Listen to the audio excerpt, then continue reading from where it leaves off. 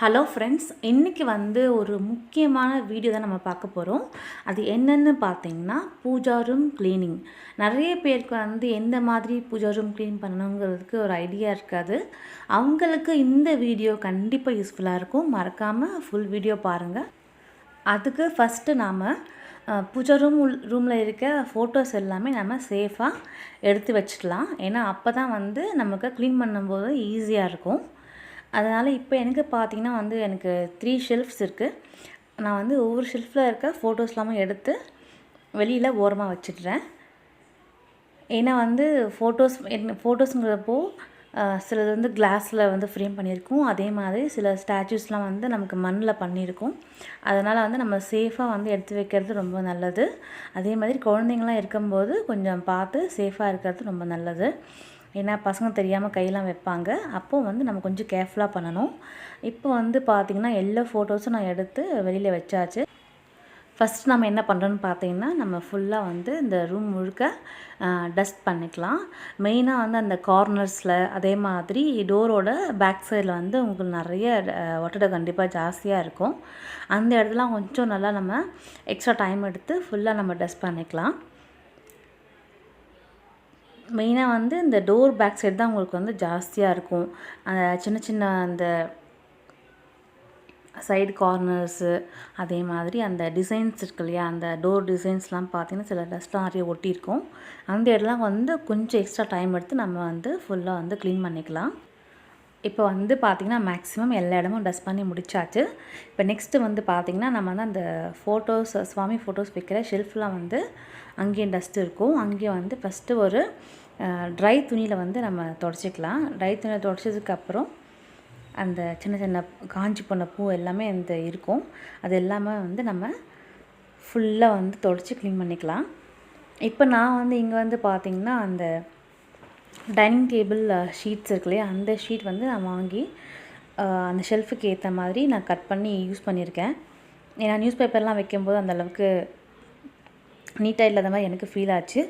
அதனால் நான் பார்த்திங்கன்னா இந்த மாதிரி டைனிங் டேபிள் ஷீட் வாங்கி நான் அந்த ஷெல்ஃபுக்கு ஏற்ற மாதிரி சைஸ் கட் பண்ணி நான் யூஸ் பண்ணிகிட்ருக்கேன். இப்போ பார்த்திங்கன்னா அந்த ஷீட்டுமே நம்ம ஃபுல்லாக தொடச்சாச்சு.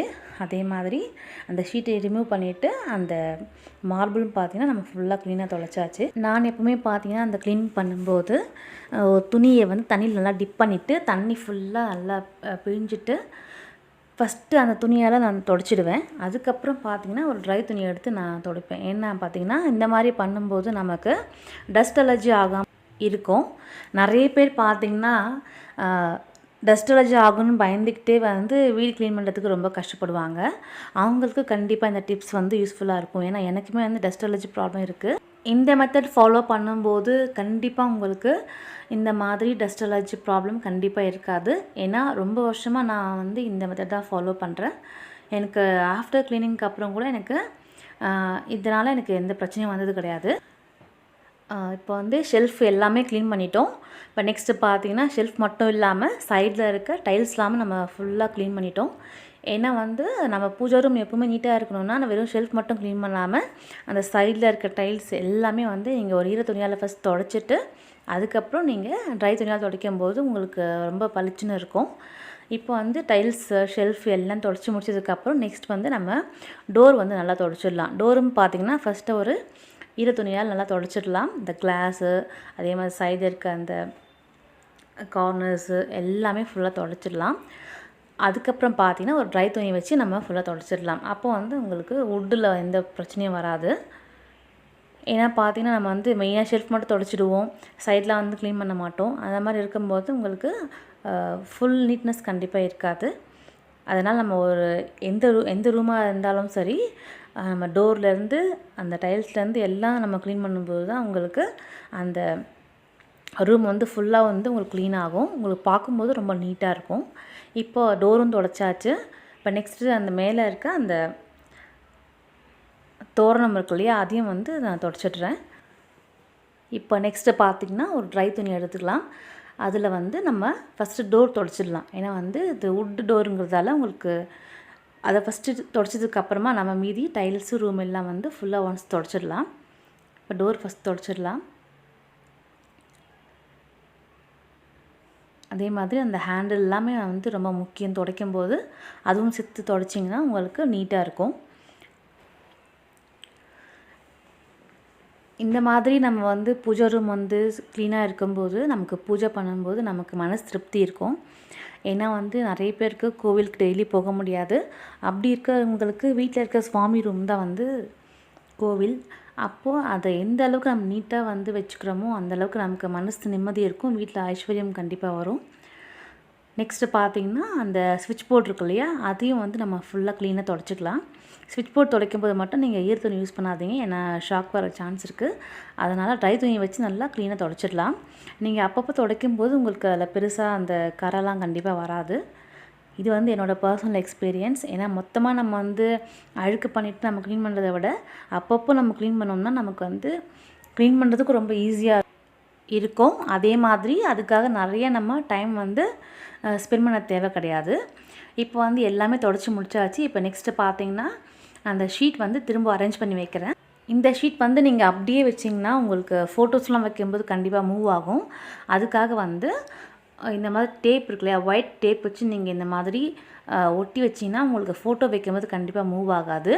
அதே மாதிரி மிடில் மட்டும் ஒட்டாமல் இந்த கார்னர்ஸ் 2 கார்னர்ஸ்லேயும் ஒட்டிட்டு அதே மாதிரி மிடில் 1 டைம் நீங்கள் ஒட்டிங்கன்னா அந்த ஷீட் வந்து உங்களுக்கு பர்ஃபெக்டாக செட் ஆகியிருக்கும்.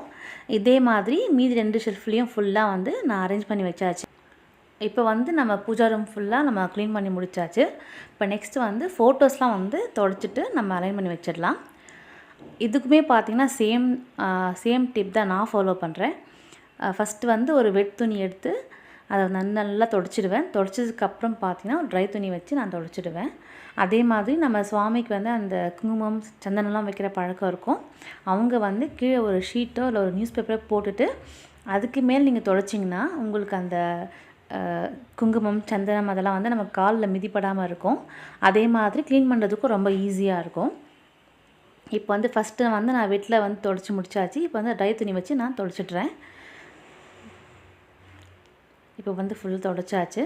இதே மாதிரி எல்லா ஃபோட்டோஸும் வந்து நான் ஃபஸ்ட்டு துடைச்சி எடுத்து வச்சிடலாம். அதுக்கப்புறம் பார்த்திங்கன்னா நம்ம சந்தனம் குங்குமம் வச்சுட்டு நம்ம அரேஞ்ச் பண்ணிடலாம். இப்போ பார்த்திங்கன்னா நான் சொன்ன மாதிரி ஒரு அடியில் ஒரு ஷீட் வச்சுட்டு நீங்கள் பண்ணும்போது உங்களுக்கு ஒரே இடத்துல ஈஸியாக அது க்ளீன் பண்ணுறதுக்கு ஈஸியாக இருக்கும்.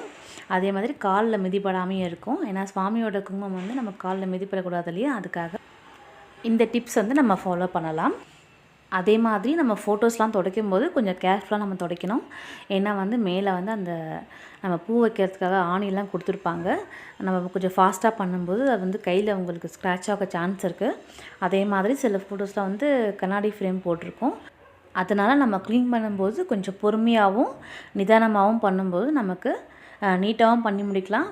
ப்ளஸ் நமக்கு மிஸ்டேக்ஸும் நம்ம அவாய்ட் பண்ணலாம். இப்போ வந்து பார்த்திங்கன்னா எல்லா ஃபோட்டோஸும் பேலன்ஸ் இருக்க எல்லா ஃபோட்டோஸும் நம்ம வந்து ஃபுல்லாக துடைச்சி எடுத்துக்கலாம் நீட்டாக. இந்த சுவாமி ரூம் க்ளீனிங் வந்து பார்த்திங்கன்னா நான் வந்து 2 months ஒன்ஸ் கண்டிப்பாக நான் பண்ணிவிடுவேன்.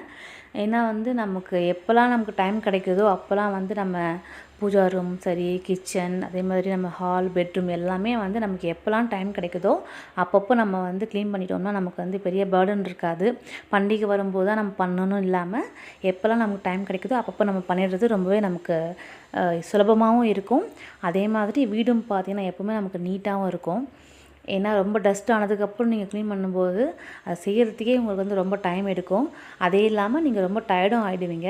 அந்த மாதிரி இல்லாமல் ஒரு குறிப்பிட்ட டைம் பீரியடில் நம்ம இந்த ரூம் வந்து 1 month ஒன்ஸ் பண்ணணும், அதே மாதிரி பூஜா ரூம் வந்து 2 months ஒன்ஸ் பண்ணணும். நம்ம டைம் நம்மளே செட் பண்ணிவிட்டு நம்ம பண்ணும்போது நம்ம வீடு வந்து எப்போவுமே நீட்டாக இருக்கும்.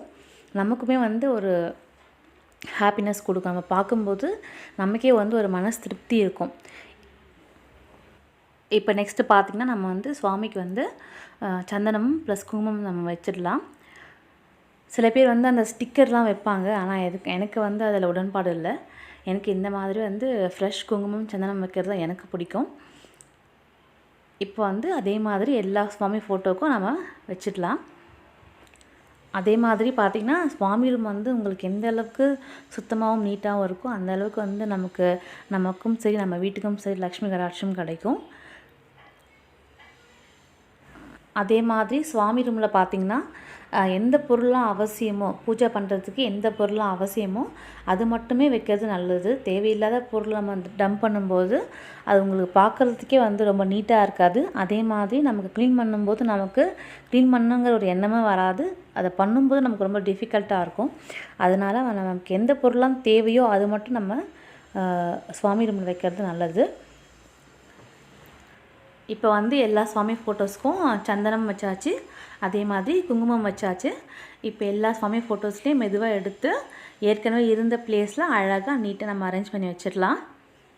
இப்போ மீதி இருக்க ஷெல்ஃப்லாமும் எல்லா சுவாமி ஃபோட்டோஸும் அரேஞ்ச் பண்ணி வச்சிடலாம். இப்போ உங்களுக்கு பார்க்கும்போதே தெரியும், அந்த ஷீட் நம்ம டேப் வச்சு ஒட்டதுனால உங்களுக்கு ஷேக் ஆகாமல் கரெக்டாக உங்களுக்கு செட் ஆகியிருக்கு. அதே மாதிரி இந்த ஒயிட் டேப் யூஸ் பண்ணிங்கன்னா உங்களுக்கு அந்த கலர் வித்தியாசமும் தெரியாது. ஏன்னா அந்த ஒயிட் கலர் வந்து அந்த ஷீட் கலர்லேயே இருக்கிறதால உங்களுக்கு ஒரு நீட்டாகவும் உங்களுக்கு இருக்கும். இப்போ எல்லா ஃபோட்டோஸும் நம்ம நீட்டாக அரேஞ்ச் பண்ணியாச்சு. இப்போ வந்து உங்களுக்கு பார்க்கும்போதே தெரியும் எவ்வளோ அழகாக நீட்டாக இருக்குன்னு.